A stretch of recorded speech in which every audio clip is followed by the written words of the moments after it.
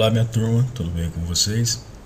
Bom pessoal, nessa segunda aula virtual veremos o método de regressão linear simples e também múltipla e também não linear, e depois fecharemos com o método ARMA, média móvel autorregressivo, ok? Então veremos agora o que vem a ser regressão e qual é a sua importância na modelagem autorregressiva. Bom pessoal, regressão foi criada mais ou menos em 1820 por Francis Galton, e este era primo de Charles Darwin. Então, quando ele criou regressão à média, o propósito era criar uma raça suprema de ervilhas, o que foi denominado como o princípio da eugenia, tá ok? Então a regressão usa um algoritmo que é chamado de mínimos múltiplos quadrados ou mínimos quadrados, que funciona assim: é o x transposto vezes a matriz x, encontra o inverso dessa matriz, multiplica pelo x transposto vezes a matriz y. Isso fornecerá o B0, o B1 e o Bn. Então aqui nós temos uma regressão em um polinômio. É uma equação polinomial de primeira, segunda ou ordem maior. Tá ok? Imaginemos que este problema, quantidade e preço. Então, variável y é aquilo que eu quero prever no sistema. Nesse caso, quantidade. Preço é a variável x, também conhecido como variável independente. Se fosse feito à mão, ficaria assim: esse vetor 1 e 1 aqui é para calcular a constante. Então aqui nós temos a matriz x transposta vezes a matriz x. Encontraremos esse valor, o inverso desses valores serão esses aqui, depois o x transposto vezes a matriz y fornecerá estes valores multiplicado pelo inverso, obteremos B0 e B1, tá ok? Isto é regressão feita à mão. Percebam, se for uma matriz ordem 10, por exemplo, ou 4, mesmo que seja 4 por 4, fazer a inversa dessa matriz já é um esforço braçal bastante razoável. Vamos agora, pessoal, para o Excel e calcularemos tudo isso. Então, pegando como base este exemplo que nós fizemos à mão, como que é feito no Excel? Vamos lá. Deixa eu abrir aqui o 2010 para ficar igual de vocês.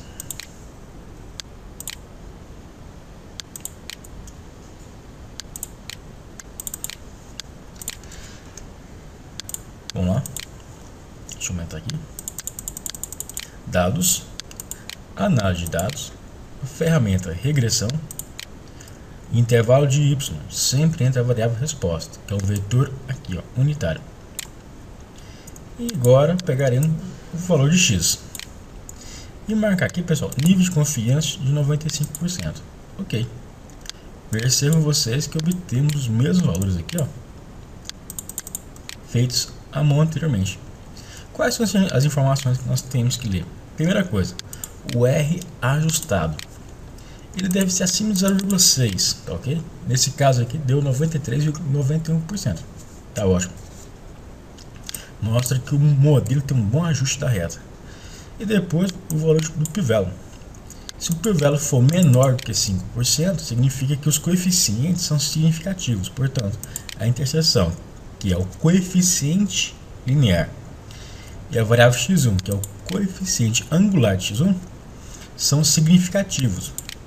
O fato de ter dado um valor negativo para x1 significa que há uma correlação negativa entre variável y e variável x, ou seja, quanto maior o preço, menor é a quantidade vendida, ou quanto maior é a quantidade vendida, menor é o preço. Ok, pessoal? Vamos agora para a regressão múltipla. Então eu tenho aqui meses, quantidade e preço. tá ok? Vamos rodar novamente se fosse simples. Quantidade y, preço x. Dados, análise de dados, ferramenta regressão, variável y, variável x, nível de confiança 95%. Percebo vocês, pessoal, que o R ajustado agora foi sofrível, muito baixo, deu até negativo.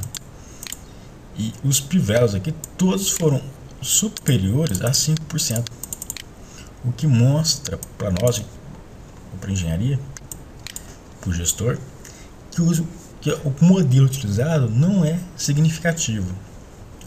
Pode ter duas causas possíveis. A primeira, alguma variável x ou alguma variável independente importante não foi considerada no modelo, ou talvez o modelo seja não linear. Então veremos agora, vamos incluir agora a variável meses, tempo, como variável x. Para fazer isso no Excel, pessoal, o que acontece? As variáveis x tem que ficar juntas, tá ok? Senão não vai dará erro de cálculo numérico, igual está aqui.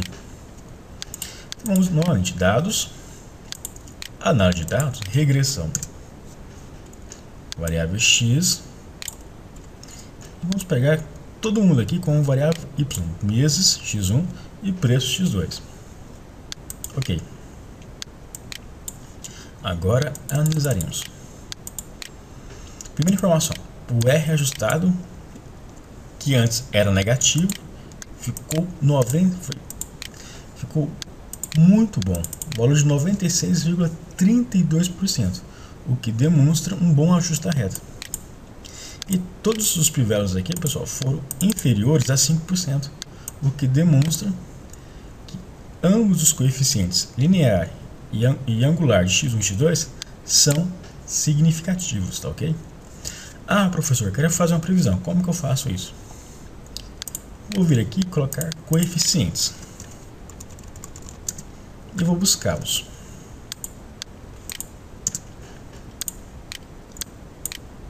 Então, vou aumentar aqui um pouquinho. Então aqui nós temos inserir símbolo,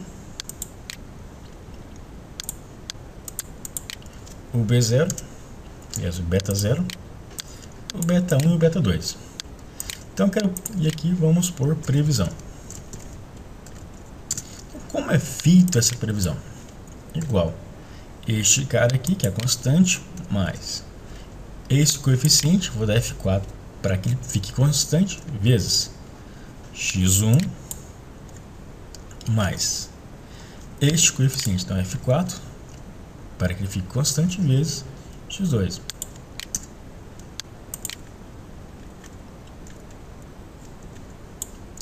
Então encontrei aqui, pessoal, repito para vocês, igual a constante, vou colocar aqui um pouquinho maior, tá? Igual a constante, vou dar F4, todos os coeficientes ficarão constantes, mais este valor aqui, F4, vezes x1, mais este valor aqui, vou dar F4, para ficar constante, vezes x2, 95,80. E agora vamos arrastar aqui para pegar os demais, tá vendo aqui? Então assim que é feita a previsão por meio da regressão. Ok, pessoal?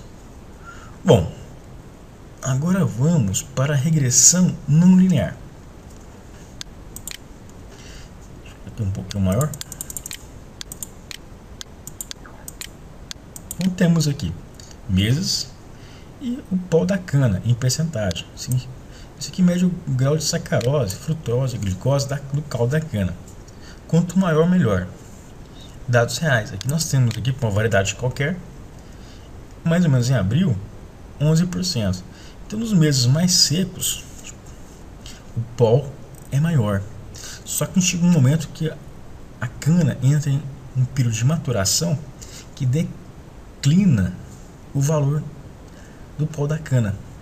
Então, nós temos que descobrir qual é o momento ideal para iniciar o corte, que tem que ser o mais próximo possível do pó máximo. Faremos inicialmente uma regressão normal. dados, análise de dados, regressão. Ok. Variável y, pó da cana, variável x, os meses. Ok. Vamos agora analisar. Bom, pessoal, para no erro ajustado, tem um negativo, que significa que talvez o modelo seja não linear. Então vamos agora trabalhar com um modelo não linear. Vamos colocar aqui meses ao quadrado. Como é feito isso? Igual, vamos criar um vetor x1 ao quadrado aqui. Tá aqui. E vamos rodar novamente a regressão. Y e x. Ok. E agora vamos analisar. Perceba que o R ajustado deu quase 100%. Vamos ver agora o pivelo. Ambos os pivelos foram inferiores a 5%. Portanto, o termo linear é significativo. O coeficiente angular linear também é significativo. E o coeficiente angular quadrático também foi significativo. Ok? Ah, professor, eu quero fazer uma previsão. Como é feito aqui? Mesmo caso, pessoal. Vamos vir aqui, ó. Coeficientes. Vamos buscar esses valores aqui.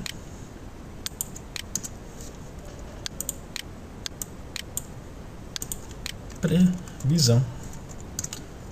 Igual. Isso aqui. Constante mais. Isso aqui. Vezes x1 mais isto aqui, f4 vezes x2. Ok? Como a equação é quadrática, basta derivar parcialmente em primeira ordem e igualar a zero, que saberemos qual é o momento do polo máximo. Então seria isso aqui dividido por isso aqui de forma absoluta. Então, mais ou menos aqui, isso aqui em ABS,